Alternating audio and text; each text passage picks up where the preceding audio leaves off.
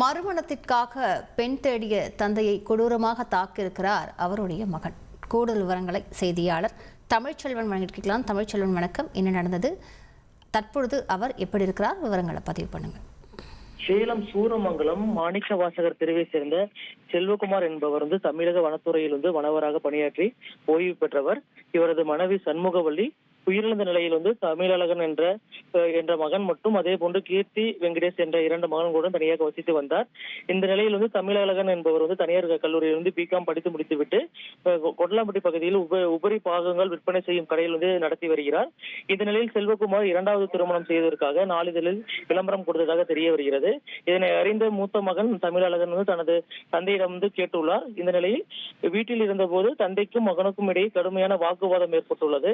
இதனால் செல்வகுமார் முதலில் தன்னுடைய மகன் தமிழழகனை இரும்பு கம்பியால் தாக்கி அங்கிருந்து அடித்து துரத்தியுள்ளார். இதனால் ஆத்திரமடைந்த தமிழழகன் உடனடியாக பதிலுக்கு அவரும் தாக்கியுள்ளார். இதனிடையே கம்பியால் தாக்கி கொண்ட நிலையில் செல்வகுமாரின் தலையில் பலத்த காயம் ஏற்பட்டு அந்த இடத்திலே சுருண்டு விழுந்தார். பின்னர் ஆத்திரமடைந்த தமிழழகன் ஆத்திரத்தில் காய்கறிகள் நறுக்கும் கத்தியை பயன்படுத்தி செல்வகுமாரின் கழுத்தை அறுத்த நிலையில் சத்தம் செல்வகுமாரின் அலறல் சத்தம் கேட்டு அக்கம் பக்கத்தில் இருந்த நபர்கள் ஓடி ரத்த காயத்துடன் கிடந்த செல்வகுமாரை மீட்டு சேலம் அரசு மருத்துவமனைக்கு 108 ஆம்புலன்ஸ் மூலமாக அனுப்பி வைத்தார்கள்.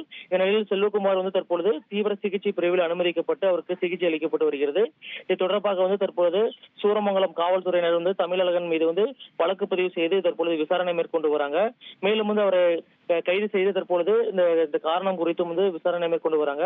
தற்பொழுது சேலத்தில் 2வது திருமணம் செய்வதற்காக மறுமணம் செய்வதற்காக பெண் தேடி வந்த தந்தையை மகனை கழுத்தறுத்து கொலை முயற்சியில் ஈடுபட்ட சம்பவம் சேலத்தில் பெரும் பரபரப்பை ஏற்படுத்தும் சொல்லலாம். செய்திகளை உடனுக்குடன் தெரிந்து கொள்ள உடனே சப்ஸ்கிரைப் பண்ணுங்க.